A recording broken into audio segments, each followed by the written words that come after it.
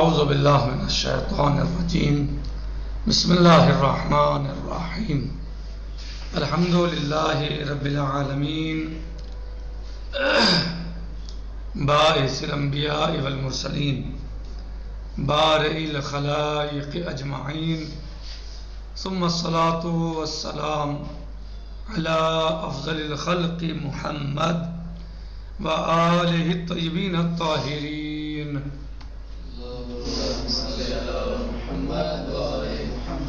معجل فرجہم۔ ہمارا درس سورہ مبارکہ حجرات کی آیت نمبر 9 اور 10 میں چل رہا ہے۔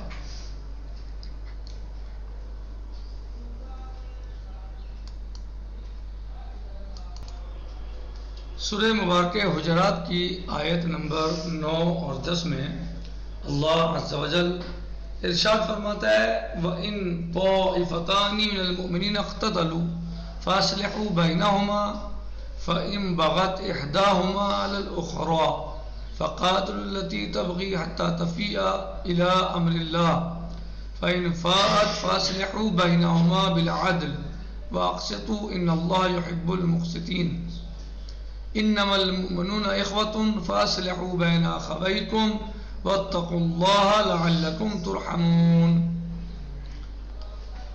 یعنی اگر مومنین کے دو گروہ آپس میں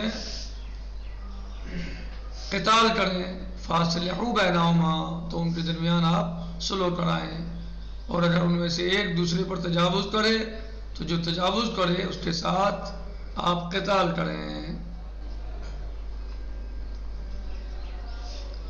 قتال کریں حتیٰ تفیہ الی امر اللہ، یہاں تک کہ وہ اللہ کے امر کو قبول کر لے۔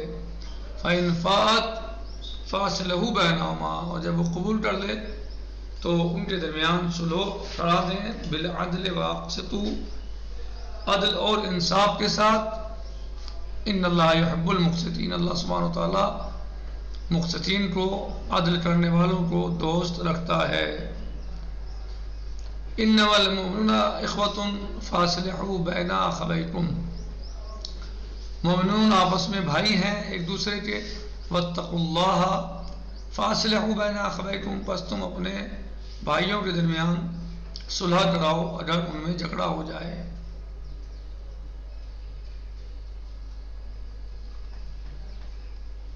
واتقوا اللہ لعلکم ترحمون، اور اللہ کا تقوی اختیار کرو تاکہ وہ تمہارے اوپر رحم کرے، ان اللہ کے رحم میں تم شامل ہو جاؤ، اللہ کا تم پر رحم ہو۔ ان دونوں آیتوں کی بہرحال قدر امکان شان نزول اور کچھ تفسیر بیان کی۔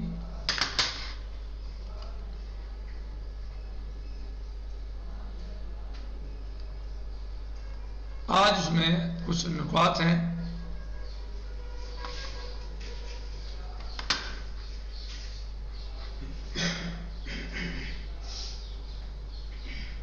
جن کو آج ہم بیان کریں گے۔ صاحب کتاب نے کچھ نکات بیان کیے ہیں۔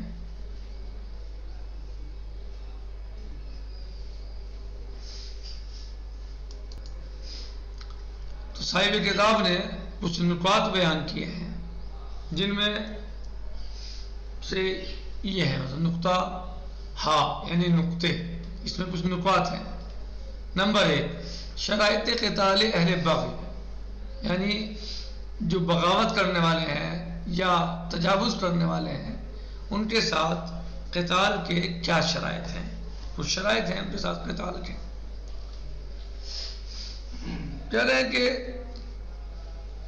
در فقہ اسلامی، در کتاب جہاد بحثی تحت عنوان قتال اہل البغی مطرح است۔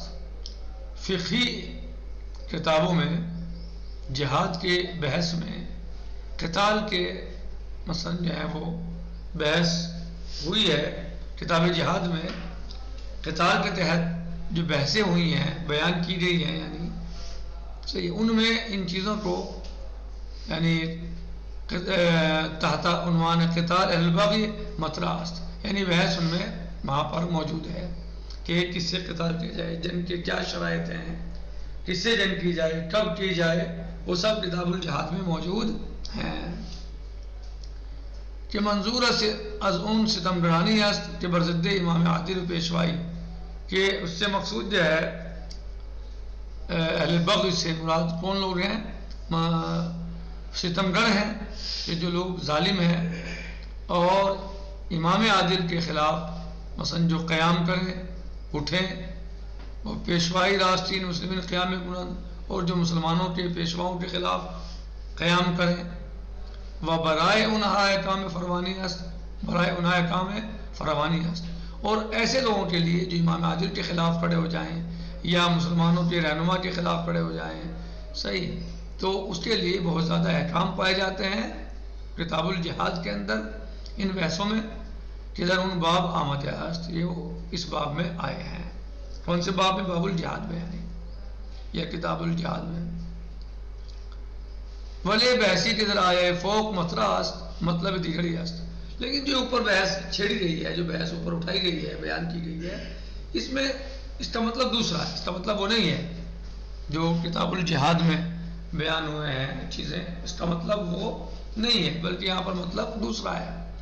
وہ ان نزاع و کشمکش ہائے است کہ درمیان دو گروہ از مومنان رخ میں دہد، اور وہ یہ ہے کہ جب دو گروہ میں آپس میں مومنین کے تنازع ہو جائے، جب مومنین کے دو گروہ میں آپس میں کوئی جھگڑا تنازع ہو جائے گا، وَدَرْعُنَّا قیام بَغْضِدِ امام معصوم است، اور اس میں نہ ہی تو قیام امام معصوم کے مقابلے میں ہے، یعنی مومنین آپس میں لڑائی ہے، کوئی جھگڑا ہے، تنازع ہے.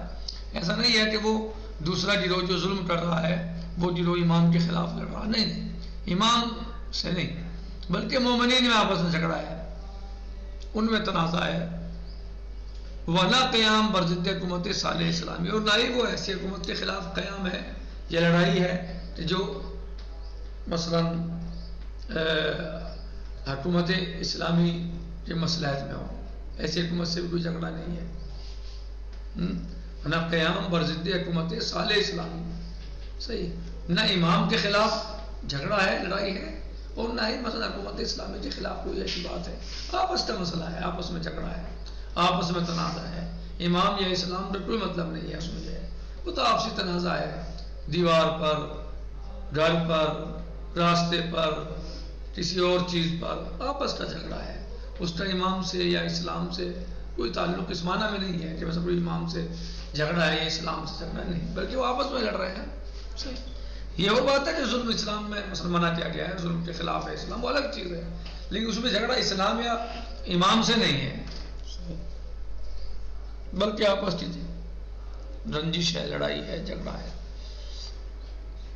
ہر چند بعضی از فقہا یا مفسران خواستیان، اگرچہ بعض مفسروں اور فقہا نے یہ چاہا ہے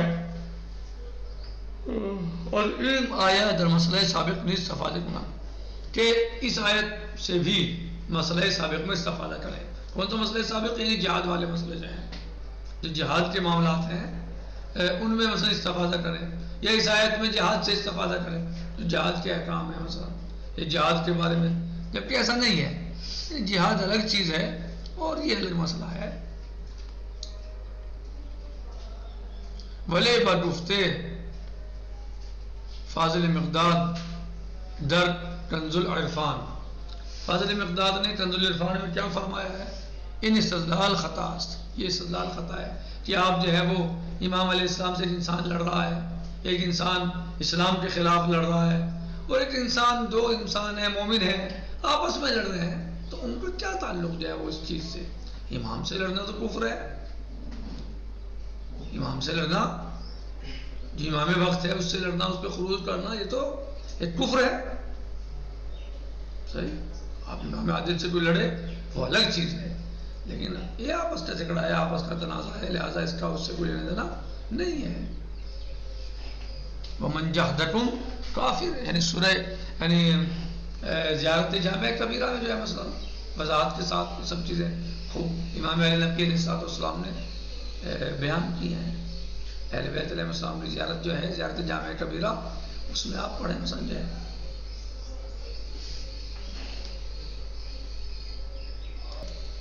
آپس کے جھگڑے کو امام علیہ السلام سے لڑائی کو تھوڑا ہی آپ یہاں اسے نام دیں گے، یعنی امام سے لڑائی تو کفر ہے، اسلام سے باہر ہونا ہے. تو فاضل مقداد نے کنز العرفان میں اس اصطلاح کو خطا قرار دیا ہے کہ نہیں، اس کا جہاد سے کوئی تعلق نہیں ہے. چنانچہ قیام برضد امام معصوم موجب کفر ہے. ہاں دیکھو، کیونکہ امام کے خلاف قیام کرنا، امام کے خلاف لڑنا، یہ تو موجب کفر ہے، کفر کا باعث ہے، یہ کفر ہے. یہ درحال نظام بیان مومنان تنازع موجب فسق خاص وجہ کفر، جبکہ آپس کا مومنین میں تنازع یا لڑائی یا ان کا جھگڑا یہ تو صرف اور صرف فسق ہے، نہ کہ کفر. کفر اور فسق میں فرق ہے. چرا کہ قیام برضد امام معصوم موجب کفر ہے، اس لیے کہ امام علیہ السلام کے خلاف قیام کرنا موجب کفر ہے، کفر کا سبب ہے وہ. درحال کہ نظام میان مومنان تنازع موجب فسق نہ کفر، جبکہ آپس مومنین میں تنازع اور نزاع جو ہے جھگڑا وہ موجب فسق ہے، موجب کفر نہیں ہے. فلذا قرآن مجید در آیات فوق ہر دو گروہ مومن و برادر دینی ایک دیگر نامد است. اسی لیے قرآن کریم نے ان دونوں گروہوں کو آپس میں مومن اور ایک دوسرے کا دینی بھائی قرار دیا ہے، دینی بھائی کہتے یاد کیا ہے. انما المؤمنون اخوۃ. بین ترتیب احکام اہل بغی راہ نمی توان بین گنے افراد تعمیم داد. اس وجہ سے اس اعتبار سے آپ ان احکام کو جو اہل بغی کے احکام ہیں ان کو عام نہیں کر سکتے کہ یعنی کافر کے جو احکام ہے، جو امام سے لڑ رہا ہے اس کے جو احکام ہے، جو دین سے لڑ رہا ہے اس کے احکام ہے، اور یہ ان کے احکام ہے جو اہل بغی ہیں، یعنی ایک دوسرے پر ظلم کر رہے ہیں آپس میں. صحیح ہے، ان کے ساتھ آپ نے عام نہیں کر سکتے. والحمدللہ رب العالمین. السلام علیکم ورحمۃ اللہ وبرکاتہ. فی امان اللہ. خدا حافظ.